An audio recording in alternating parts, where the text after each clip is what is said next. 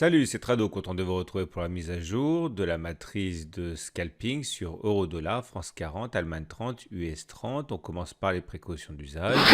Il ne s'agit que d'une analyse technique, cela ne suffit pas pour acheter ou vendre quoi que ce soit. Vous devez encore avoir des signaux d'achat et de vente de votre cru pour tirer parti de ces matrices qui sont données à titre purement informatif et pédagogique. On va commencer par le bilan des matrices précédentes, en commençant par l'euro-dollar en données 4 heures. Je disais la semaine dernière, nous avions ce graphe, nous étions dans l'ellipse verte, que si on passait aux alentours de 1,1108, 1,1163 dans cette zone-là, les traders chercheraient sans doute des signaux haussiers.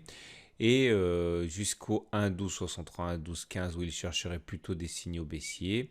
Au-delà, il rechercherait à nouveau des signaux haussiers. Voilà ce qui s'est passé. Nous étions donc dans l'ellipse verte. Comme vous pouvez le voir, on a eu une petite incursion très brève dans la zone des 1,1108, 1,1163, suite à quoi une impulsion haussière violente a eu lieu. Un tir de barrage sur les 1,1263, 1,1215 a eu lieu qui nous a amené à même tester le bas de cette zone avant que finalement on repasse au-dessus, et l'impulsion violente à laquelle on a pu assister a bien montré que les traders étaient aux aguets pour acheter. Pour la semaine prochaine, voilà ce que je pense que l'on pourrait avoir. On a changé la matrice, hein. Je pense qu'un retour sur 1,1322, 1,1296 sera le théâtre pour les traders de recherche de signaux haussiers. Par contre, des 1,1388, 1,1445, sans doute mettront-ils l'accent sur les signaux baissiers. Consensus des clients sur l'euro-dollar totalement équilibré à 49,51%. On passe au France 40 et j'expliquais la semaine dernière que la matrice était assez compliquée à gérer puisqu'on avait une succession de résistances ici.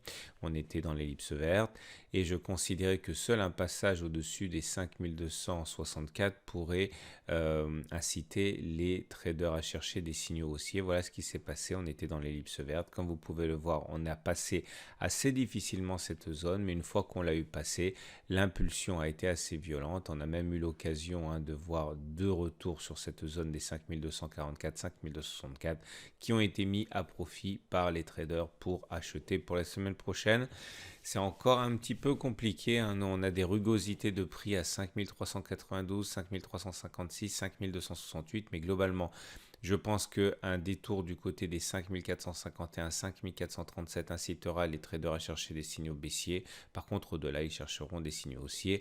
Consensus des clients, acheteurs à 55%.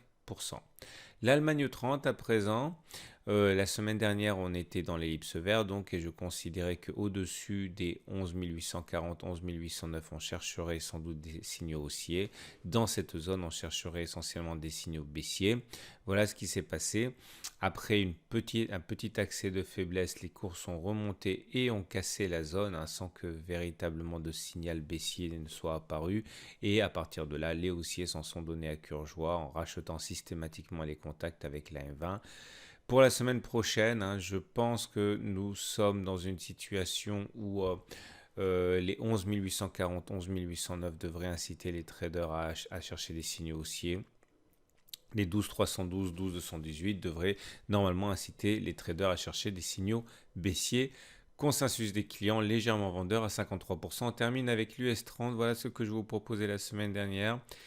J'expliquais que les 24 760, 24 744 devraient normalement permettre aux haussiers de chercher des signaux.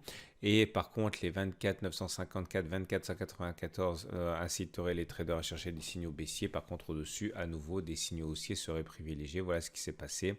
On a connu un début de semaine assez difficile, mais une fois qu'on est repassé au-dessus des 24 744, on voit bien la pression haussière continue qui s'est mise en place sans qu'aucun signal baissier ne soit évident, et on a continué notre ascension et effacé tous les obstacles. Pour la semaine prochaine, Je pense que c'est encore la zone des 29, 26 949, 25 875 qui devra être suivie.